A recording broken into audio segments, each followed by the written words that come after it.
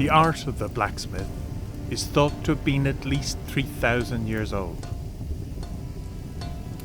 In ancient times, the art of the smith was considered a powerful magic. The ability to wield the elements of fire and iron. In Irish, the word gawa was used to refer to a metalworker, and as many men took their name from their profession, these were then called Gowan. Their sons then became MacGowan or McGowan.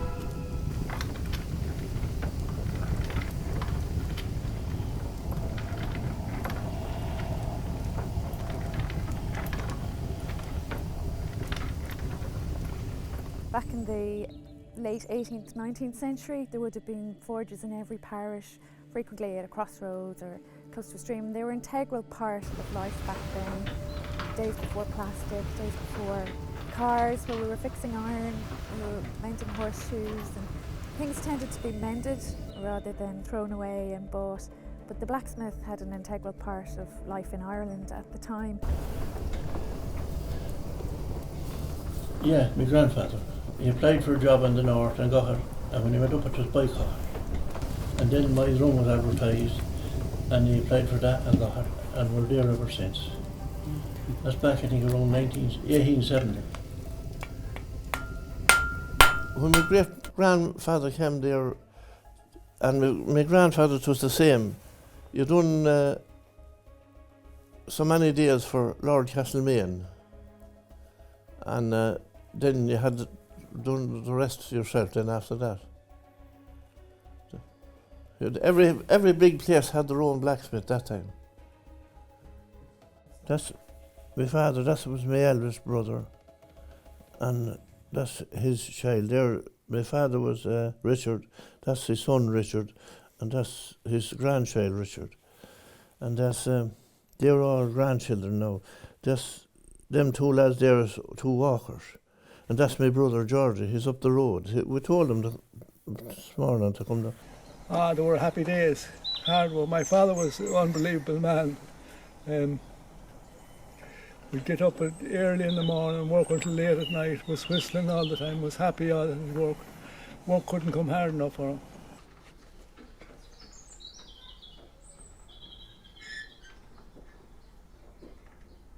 There's a new pair of wheels that was made. They were made for a hay cart, for what we called a hay shifter, and they were never finished. A man made the name of Jack Tracy down in Tubberclare. He was a great carpenter, and we had great carpenters down the road. The Lows, there was shod wheels here that was made 100 years, and it was Lows that made them. Long ago, if we had a horse that was hard to be shod, you give him bother, we'd peg a bucket of water on the floor, and we'd tie him to a big ring there on the wall, and he'd start pulling and he'd fall down, he'd slip on the floor. Then no bother shooting him after that. My father, when a young lad would come to the forge, he'd always put him before anyone else. He'd ask the men, you don't mind letting this young lad go first. He's after coming a journey. And he'd always look after the young lad, bring him over, my mother make tea for him. And I asked him one time, why is he always give priority to children or young people? Because he says, when I was a child, I went down to George Lowe and I asked him to make a top for me. And he was in the middle of making a wheel for a cart. And he down tooled and he made the top. And he never forgot it.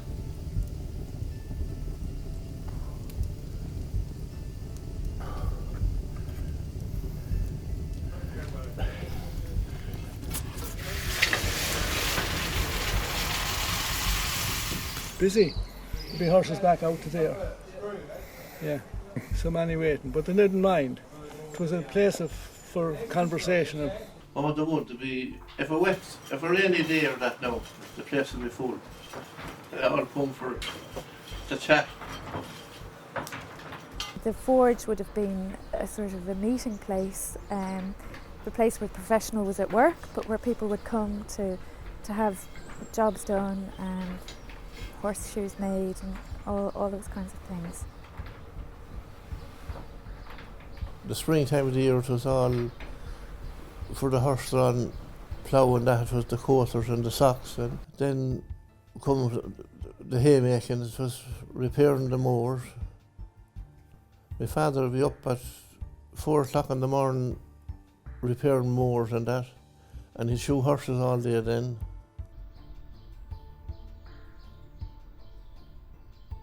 Strange thing about it, my father would never stop for food. He'd go in and my mother would tell him he had the dinner ready, sit down and eat your dinner. No, he'd take a pinch off the cake she was after baking or something like that. And he'd keep going, And if he did, it was always only a 10 minutes, job, eating and gone back out again, He couldn't refuse people, he didn't know how to refuse people. I asked him one time, I said, did you ever fear that you wouldn't be able to provide for us? It never entered my head, he said.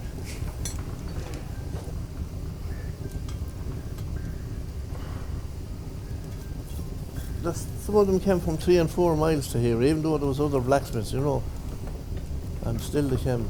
I don't know why. A travelling man, and he'd drive his horse from Longford to get my father to show him. Why? Well, I suppose he'd done such a good job with him, In 2019, Westmeath County Council Heritage Office, with Heritage Council funding, commissioned an inventory of industrial heritage sites around the county. And we had over 4,000 sites recorded. So we had 102 forges documented. So it just shows the number that were previously in the county. Now there may in fact have been more than 102, but that's the evidence from the maps. So it just goes to show how plentiful forges were. There's just a portion remains of the 102 or more that would have been there. It's a dying art, it's a trade that's not practiced or very little practiced anymore. So it's really amazing to see this forge here intact and in pretty much original condition. I think it dates back from the late 19th century. We have 4 generations of family working here. It's an integral part of the history and the heritage of this area. A man came from many miles away with a mule. He asked my father would he shoe the mule. My father said, why wouldn't I? He says, before I bring him in now, he says, he'd kick the daylights out of you. That was his expression. I'll bring him in anyway, my father said. So my father was always whistling when he was at work. And he was coming out by the mule, and he threw down the hammer one time, and then the next time he was coming out, he threw down the little clincher. The next time he passed out by him, he threw down the pinchers. And then the next time he came out, he just went down and picked up his leg. The mule never gave a kick. And the man could not believe it. See, a mule, you couldn't touch him. He showed any sign of fear at all. So it was complete dominance of the man over the animal,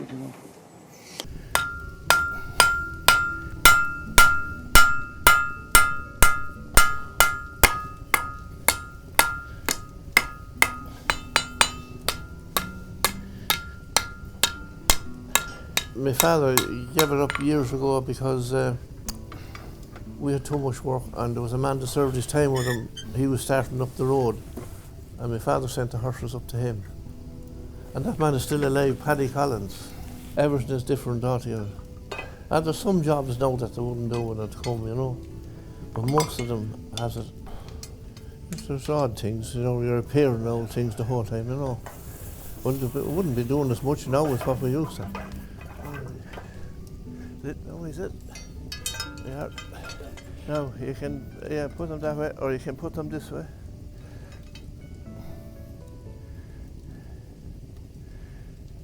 Well, I suppose he was a good tradesman, number one. Number two, there was a lot of tradesmen, some of them were very contrary. They didn't want to be told anything. If he would come in and say to my father, look at me here, Freddie, I'm telling you what to do. Not at all. My father said, it'd be a bad day, Willie or John or whatever his name was, it'd be a bad day that I couldn't get up and I wouldn't learn something.